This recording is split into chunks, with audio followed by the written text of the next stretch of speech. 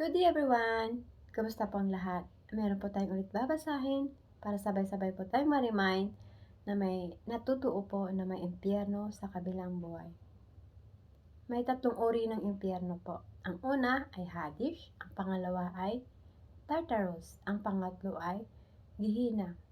Basahin po natin ang una, Lucas chapter 16 verse 23. Sa gitna ng kanyang pagdurusa sa daigdig ng mga patay, natanaw ng mayaman si Lazaro sa piling ni Abraham. Ang napuntahan po ng mayaman ay ang Hades po. Andun muna siya habang nag-aantay sa final judgment po. Tapos ang pangalawa naman po ay ang Tartarus. Mababasa po ito sa 2 Pedro chapter 2 verse 4. Kahit ang mga anghel ay hindi kinaawaan ng Diyos nang magkasala sila, sa halip itinapon sila sa malalim at padilim na hukay, para roon hintayin ang araw ng paghuhukom. Ito po yung mga anghel na nagrebelde na kasama ni Satanas. Doon po sila itinapon ng Panginoon para doon hintayin ang final judgment. Ang pangatlo po ay ang Gehenna. Mababasa po natin ito sa Pahayag chapter 19 verse 20. Ngunit dinakip ang halimaw, dinakip din ang huwad at sinungaling na propeta, at ang gumagawa ng mga himala para sa halimaw. Ang mga himalang ito ang ginagamit niya upang dayain ang mga taong may tatak na halimaw at sumasamba sa imahe nito. Silang dalawa ay itinapon ng buhay sa lawang apoy na may nagliliyab na asopre. Ayan po. Ang Gehenna na nabasa natin sa Pahayag chapter 19 verse 20, ang final destination ng mga huwad at sinungaling at may tatak na halimaw ang hindi nanampalataya sa tinapos ni Jesus sa krus ng Kalbaryo ang mapapunta po doon. Meron po tayong babasahin sa Pahayag chapter 20 verse 10. At si Satanas na dumaya sa kanila ay itinapon sa lawang apoy at asopre, na siya ring pinagtapunan ng halimaw at ng huwad at sinungaling na propeta. Magkasama silang parurusahan at pahihirapan araw at gabi magpakailanman. Di ba po? Magpakailanman, it means forever na po yun. Forever and ever. Wala na po. No, wala nang chance. Kung dito sa mundo, may chance ka pa kapag nainitan ka, may electric fan, may aircon, pwede ka pang mag-swimming kung gusto mo, diba? May chance pa.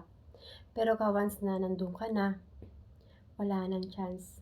Forever kang magdusa sa apoy. Sobrang init. May kasama pa po yung uod dyan. No? Nakakatakot. Nakakano. Kaya po, habang may oras pa at may time pa,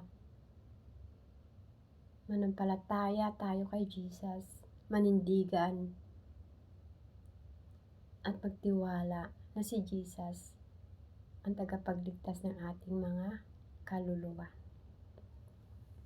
May babasahin pa po tayo sa Pahayag chapter 21 verse 8. Ito po yung mga tao na mapupunta doon sa Gehenna, sa final destination, sa impyerno. Mga uri ng mga tao po. Pero nakakatakot ang sasapitin ng mga duwag, mga ayaw sumampalataya kay Jesus, marurumi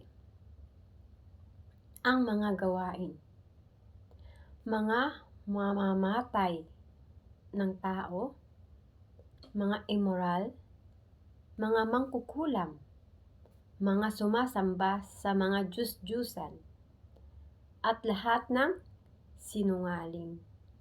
Itatapon sila sa nagliliyab na lawang apoy at asopre na siyang ikalawang kamatayan.